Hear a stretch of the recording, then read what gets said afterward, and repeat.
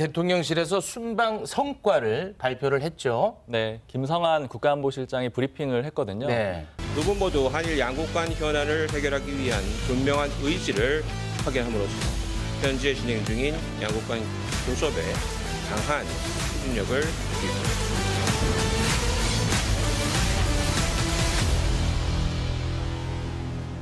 가장 주목되는 부분은 이겁니다. 우리 외교에 이정표를 세웠다. 그러니까 이 의미는 완전히 새로운 방향으로 갈 수 있다는 그런 의미도 되고요. 네. 그리고 앞으로의 한국 외교의 방향을 새로 설정을 했다. 이런 의미도 같이 됩니다. 네. 그러면서 6가지 성과를 조목조목 나열을 했거든요. 그러니까 대표적으로 보시면은 한미일 정상회담, 그리고 한미 정상회담, 한일 정상회담. 이건 당연히 성과로 꼽았고요. 네. 예. 긴장감이 좀 있긴 했지만 한중 정상회담 거의 3년 만에 오랜만에 이제 성사가 됐잖아요. 네. 이런 점도 강조를 하고 있습니다. 네. 정치권에서는 좀 평가가 엇갈리는 것 같아요. 네, 일단 여권은 굉장히 좀 고무가 돼 있는 그런 분위기로 느껴지거든요. 네. 일단 여권 관계자가 하는 얘기가 지난번에 9월에 유엔 총회 순방 갔었잖아요. 이제 그때 국내에서 굴욕 외교라고 많이 공격을 받았었는데 그게 밑거름이 돼가지고 네. 이번에 이런 성과를 낼 수가 있었다 이렇게 얘기를 하더라고요. 당시에 바이든 대통령을 만나긴 했는데 48초에 그쳤다. 네. 그리고 또 기시다 총리를 만나긴 했는데 뭐 억지로 찾아가서 만났다. 네. 그래서 이제 굴욕 외교다 이런 비판을 받았었잖아요. 근데 이 여권 관계자가 설명을 하는 거는 이번에 기시다 총리를 특히 만날 때 보니까 기시다 총리가 이제 그런 과정이 있었기 때문에 일본 내부에서는 좀 명분이 섰다라는 거예요. 그러니까 그렇게 됐기 때문에 이제 만난다고 하더라도 일본 국민들이 그렇게 좀 반감을 갖지 않는 그런 상황이 돼서 네. 회담을 하는 동안에 굉장히 생각보다 좀 반응들이 좋았다 이런 얘기들도 하고 있습니다. 순방 성적표는 너무나 초라하기 그지없습니다. 국제적으로 높게 평가받았던 문재인 정부의 신남방 정책과 신북방 정책은 가치를 감췄습니다. 한일 정상회담에서 기대했던 과거사 문제는 어떠한 진전도 없었습니다. 한미 정상회담은 이번에도 립서비스로 끝났습니다. 야, 민주당의 평가는 아주 박하네요. 성과는커녕 오히려 퇴보했다.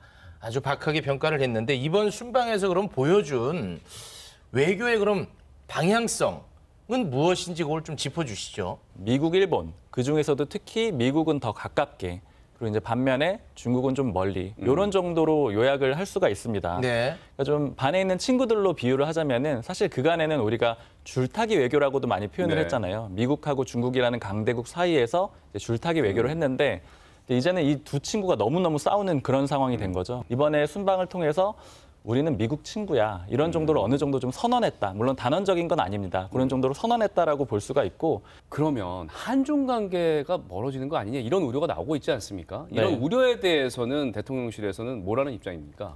오늘 대통령실 고위 관계자가 설명을 했는데요. 일단 첫 번째로는 한미 동맹을 중심축으로 하는 것은 맞다. 그러면서도 너무 미국 일변도라는 건 동의하기가 어렵다. 네. 그리고 한미일이 묶어가지고 중국을 겨냥하는 것이다. 이런 식의 해석은 좀 피해달라. 그리고 중국과의 외교적인 공간은 여전히 남아있다. 이렇게 얘기를 했거든요. 그러니까 중국과의 긴장 관계가 너무 높아지는 거 좀 막기 위한 그런 발언들로 좀 해석이 됩니다. 네. 뭐 미국의 손을 잡는 것까지 좋지만 중국의 손을 뿌리칠 필요는 없는 거 아니겠습니까? 가능하다면은 둘 다 잡을 수 있으면 가장 좋겠죠. 네. 그거는 누구나 그렇게 생각하겠죠. 쉽지 않아서 그렇죠. 네. 자, 그리고 한일 정상회담 이야기를 좀 나눠볼 텐데 가장 중요하고 가장 관심을 많이 갖는 것이 강제징용 문제 아니겠습니까? 그게 어떤 이야기들이 나왔습니까? 오늘 거론이 됐는데 사실 굉장히 좀 긍정적인 표현들을 대통령실에서 많이 썼습니다. 네. 대표적으로 양국 정상이 해결하기 위해서 의기투합했다. 그리고 급물살을 탈 것 같다. 네. 이런 표현들이 많이 나왔고요. 그리고 특히 실무진들 사이에 이 해법이 한두 가지 정도로 좁혀졌다. 이런 표현이 나왔거든요. 네. 이건 이제 원론적인 수준에서 우리 잘해보자 이런 정도의 얘기가 아니고 네. 구체적으로 안을 좀 주고받았다라는 거고 특히 대통령실이 한두 개 정도로 좁혀졌다. 이런 정도의 표현을 썼다라는 거는 네. 이거는 그래도 꽤 결론에 근접을 했다. 이런 정도의 의미로 이해를 할 수가 있습니다. 근데 이제 강제징용 배상 문제는 한일 간의 입장차가 워낙 컸고 그간 계속해서 대립해 왔잖아요. 네. 우선 좀 그 양국 간의 입장차를 좀 정리를 한번 해보죠. 기본적으로 일본의 입장은 1965년에 한일 청구권 협정이 있었거든요. 그때 일본이 일부 배상을 했었는데 그걸로 우리 할 역할은 다 한 거 아니냐. 우리 더 해줄 거 없다. 우리 다 했다. 역할 다 했다. 이게 딱 일본의 입장이거든요. 네. 근데 이제 우리나라 국민들이나 당사자인 피해자들은 그렇게 당연히 받아들이지 않고 있죠. 네. 특히 2018년에 대법원이 이제 판단을 내리게 되는데요. 일본 전범 기업들이 피해자들한테 배상을 해야 된다 이렇게 결론을 내리게 됩니다. 근데 여기에 대해서 당연히 일본 기업들은 우리는 안 줄 거야 응하지 않았거든요. 근데 그러다 보니까 대법원이 다시 한번 판단을 내리게 되는데 아 그래 너네 안 줄 거면은 너네 한국에 있는 재산들 다 처분해가지고 그거 가지고 피해자들한테 주겠다 이렇게 예. 나섰거든요. 그러다 보니까 일본 정부는 더 반발을 했고요. 그러면서 나왔던 게 한국 수출 규제라던가 네. 또 지소미아 한일 군사정보보호협정이죠. 요거 뭐 파기하겠다라고 압박까지만 했습니다. 유예한 그런 상태고 또 그런 상황에서 우리 국민들은 노제팬 그러니까 이제 일본 제품 불매하겠다 이런 운동을 하면서 계속 맞서면서 계속 악화되었던 그런 상황입니다. 네, 강제징용 문제, 한국, 일본 입장차 극명하게 갈렸고 접점을 찾기가 매우 어려웠는데 뭔가 그 구체적인 방안이 나왔다고 하니까 그 방안이 무엇인지 매우 궁금합니다. 아직 대통령실이 공개를 하지 않았기 때문에 네. 딱 이거다 이렇게 말을 할 수는 없는 상황인데요. 근데 다만 완전히 뭐 하늘 아래 없었던 새로운 안이 나오기는 좀 어려운 거잖아요. 그렇죠. 그래서 기존에 검토됐던 안들을 보면은 가장 좀 틀이 될 걸로 보이는 게 소위 문희상 안입니다. 2019년에 문희상 전 의장이 내놨던 안인데 대위 변제 방식이라고 해가지고요. 대위 변제. 대신 갚아주기 이렇게 이해를 하시면 돼요. 한국에 재단을 하나 만듭니다. 네. 그리고 한국 기업하고 일본 기업들이 각자 돈을 좀 내고요. 그리고 또 한국하고 일본의 국민들이 또 이건 뭐 자율적으로 성금을 냅니다. 그래서 요 돈을 가지고 피해자들한테 배상을 한다 이런 내용이고 그럼 어떤 기업들이 돈을 내느냐? 네. 일단 아까 한일 청구권 협정 때 우리나라가 좀 배상을 받았다라고 했잖아요. 예.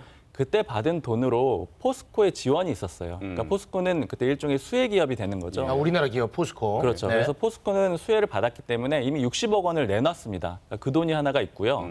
그리고 일본은 이제 전범 기업들이죠. 뭐 대표적으로 신일철 주금, 또 미쓰비시 중공업 이런 것들을 내야 된다 이렇게 좀 주장을 하고 있는데 거기서 실제 낼지는 아직 협의가 됐는지는 그 부분은 좀 확인이 안 그게 되고요. 이제 정서적으로 이제 받아들이기가 어려운 게 사실 강제징용 문제의 핵심이 일본이 우리나라 국민을 불법적으로 일을 시켰다는 건데 우리나라 기업이 그걸 돈을 배상한다.